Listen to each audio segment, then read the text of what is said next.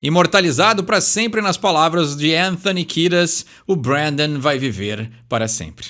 Você pede uma música nos comentários e eu não só traduzo as letras e gírias, como interpreto a intenção subjetiva do artista.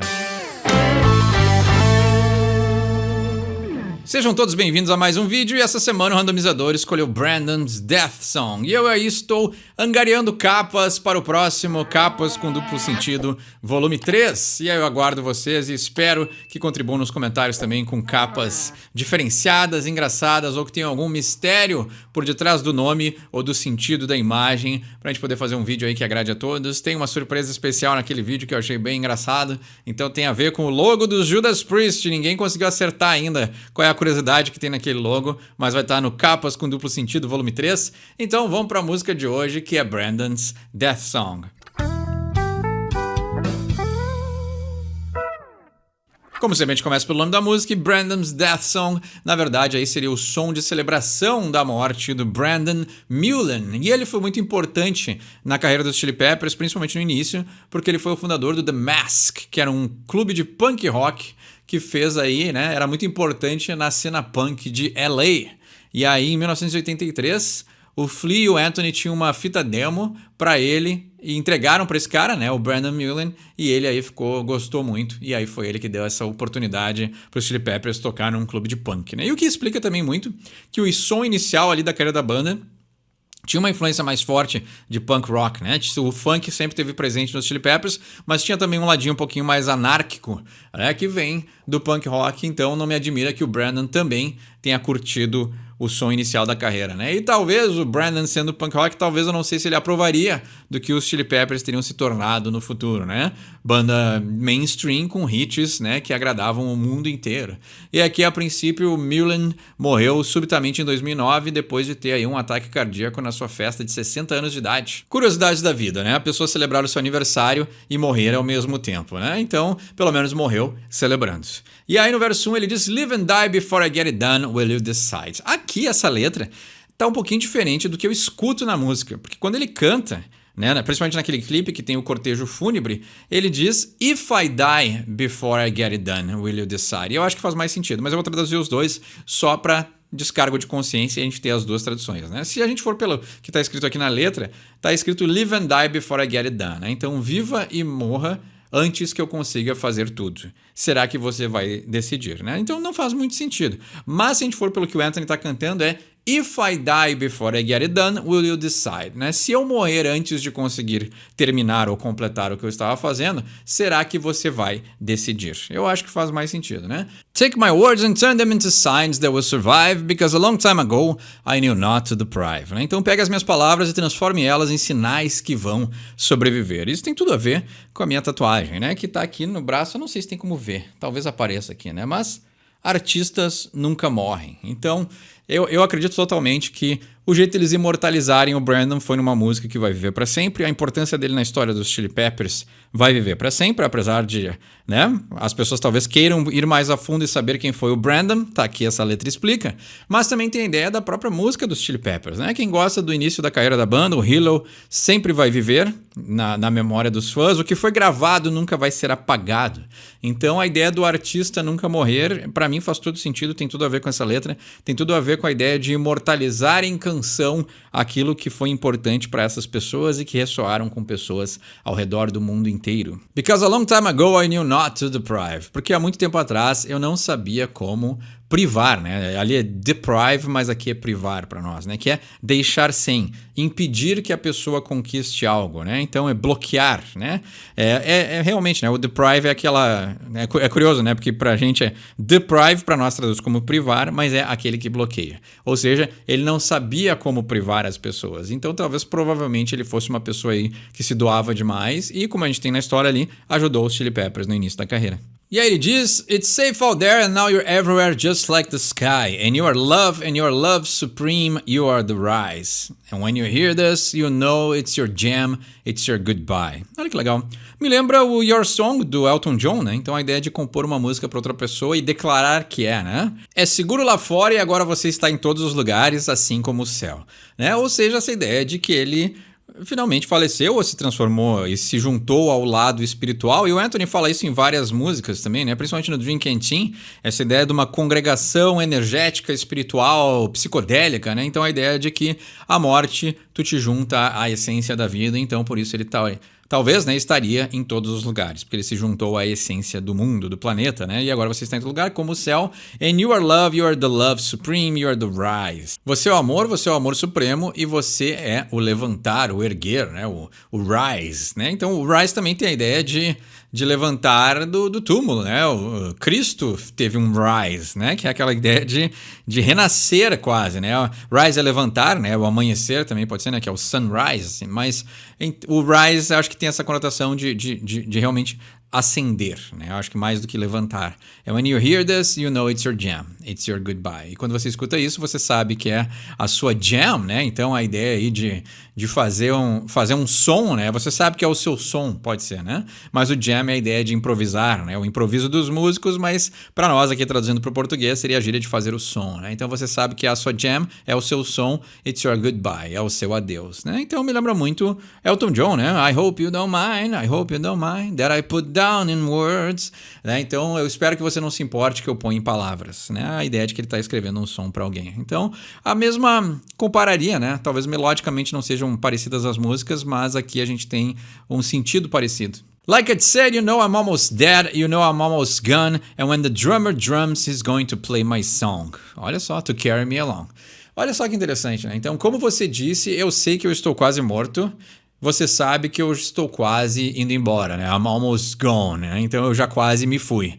And when the drummer drums, he's going to play my song. E quando o baterista, né, bater, né? Quando claro, né, para nós, né? O drummer drum, o baterista bate, né? Mas quando o baterista fizer o seu groove, fizer o seu som, bater no seu tambor, he's going to play my song. Ele vai tocar o meu som, to carry me along, que vai me levar, né, pelo caminho, que vai me levar talvez para o outro lado, né, que vai me carregar.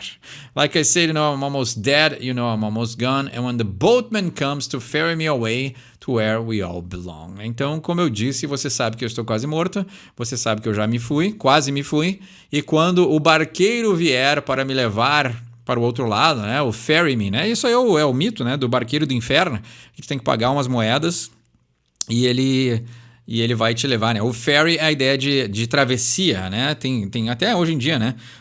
Aqueles barcos aquelas balsas, né? As balsas que levam caminhões, trens e carros de um lado ao outro de um rio, eles são os chamados ferry, né? Então, o ferry é a ideia de pagar uma taxa para cruzar o rio, né? Mas aí tem toda a coisa da mitologia de que tu não pode fazer nada além do que é pedido, né? Tu tem que dar as moedas pro barqueiro, mas pela jornada desse rio vão aparecer outras coisas que tu não pode se deixar levar, né? E aí tem uma coisa que é muito legal, e aqui é o momento propício pra gente falar sobre isso, né? Mas num dos seminários, tá ele, né? Jungianos que eu tava tendo, tá aqui?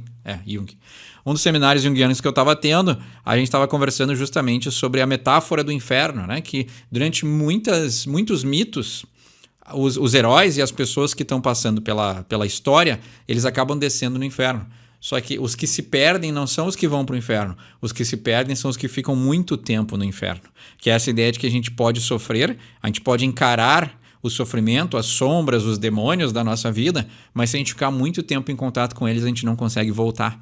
E aí eu acho que isso tem muito, né, uma analogia muito interessante para o uso de substância, para a vida do músico. A gente tem o Anthony, né, que se mantém adolescente até hoje, com mais de 60 anos, então a gente vê que ele desceu no inferno sonoro e de lá ele trouxe muita criatividade, mas parte dele ficou presa nesse inferno, né, esse inferno adolescente, e ele não consegue crescer. Isso se traduz nos seus relacionamentos. Então a gente tem aí muitas analogias interessantes com a descida às profundezas de Hades, e tem uma parte da nossa humanidade que não consegue retornar, assim. E o Anthony é uma boa analogia para isso, né? E aí quando o boatman vier, né? O boatman às vezes eles chamam de ferryman, mas é a mesma coisa, né? O barqueiro ou o balseiro, né? Aquele que conduz o barco ou a balsa. Porque o barqueiro, no conto do inferno, de Hades e tal, ele é um barquinho pequeno, né? Ele não tem um navio, né? Então é mais uma balsa do que um barco, né? Mas aí talvez ele só não usou ferryman para ferry me away, para não ficar muito repetitivo, mas dá na mesma, né? E eu acho que em inglês ele é conhecido como o boatman, como o barqueiro, não como o balseiro, né? Então ele não seria o ferryman, seria o boatman. Mas posso estar errado. E aí ele diz, ele vai me levar, né, para to where we all belong, né, para onde todos nós pertencemos, né? Então talvez algum tipo de limbo e não necessariamente inferno, né? Porque geralmente nessas partes mitológicas o inferno tem vários níveis, né? Então tem várias descidas, várias tarefas, várias disputas, vários seres que habitam esse lugar mitológico. Então tem muito mais outras coisas e níveis para serem, né, trilhados ali do que simplesmente um lugar só, né? E a própria ideia de cruzar as águas infernais ali já mostra uma das partes dessa jornada, né? Para mim esse assunto é muito interessante, mas vamos voltar para a letra, senão eu vou ficar muito tempo falando sobre isso. No verso 2 ele diz: We all crossed when we were feeling lost, it's just the time. Carrie cried the day her lover died, she recognized because he gave her a life of real love, it's no surprise, né? Então todos nós passamos quando nós estávamos nos sentindo perdidos. It's just the time. É apenas o tempo em que a Catherine chorou no dia em que o seu amante morreu e ela reconheceu, porque ele deu para ela uma vida de amor real, não é surpresa nenhuma. Interessante, né? E aqui, pesquisando, é bem legal que esse Brandon Mullen estava durante 16 anos viajando com essa Catherine Butler. E aí eles eram companheiros aí de longa data, né? E eles estavam celebrando o aniversário. Uma curiosidade interessante é que a Catherine Butler, que era a esposa do Brandon Mullen, ou companheira, eles estavam juntos por 16 anos e eles estavam viajando por Santa Bárbara. Olha que coincidência, né? A gente falou em Santa Mônica ou Santa Bárbara na semana passada, né? E a marca de skate Santa Cruz. Então, tem tanta cidade parecida na Califórnia, né? Mas aí eles estavam celebrando. Então, eles já tinham uma longa vida de viagens, né? E de companheirismo. E aí eles acabaram, né, ele acabou falecendo e deixando ela, né, nesse vazio, né? Então todos nós passamos, né? E o cross aqui é a ideia de passar, né? Passar para o outro lado, né? Então todo mundo morreu um pouco com ele quando ficaram sabendo que ele tinha falecido. Interessante, né? E um dos projetos do Mullen era The Red Hot Chili Peppers, An Oral Visual History. Então provavelmente tem um livro aí, né? E o livro foi lançado um ano depois após a morte dele, né? E esse disco aqui é de 2012, por aí. E aí a Catherine dizem que ajudou a terminar o projeto desse livro, né? Então provavelmente, né? Até depois vou dar uma pesquisada aqui, já vou salvar para pesquisar sobre esse livro. Deve ser interessante, né? Alguém que participou bem do início da banda. Então acho que o que eu falei na introdução de que talvez ele não tivesse tão feliz com o que os Chili Peppers haveriam se tornado, saindo da cena punk e virando mais mainstream, talvez não seja verdade, né? Talvez ele conseguiu aqui até completar um livro. E aí eu não sei se o livro retrata a carreira inteira da banda, mas a princípio eles eram bons amigos e ele continua ali dentro do círculo de amizades da banda. Bem interessante, né? Que bom, legal. The nights are long, but the years are short when you're alive. Way back when we'll never be again. It was a time.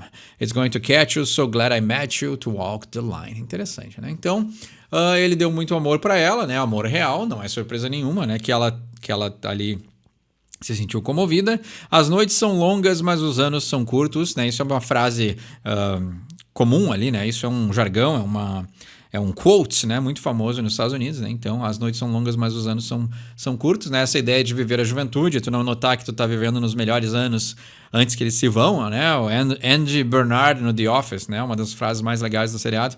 E aí ele tá dizendo, né? Então, as noites são... E acho que até uma música, né? A música é um disco de alguém, né? As noites são longas e os anos são curtos. Mas essa ideia de viver sua juventude e não perceber que o tempo tá passando, né? Quando você está vivo.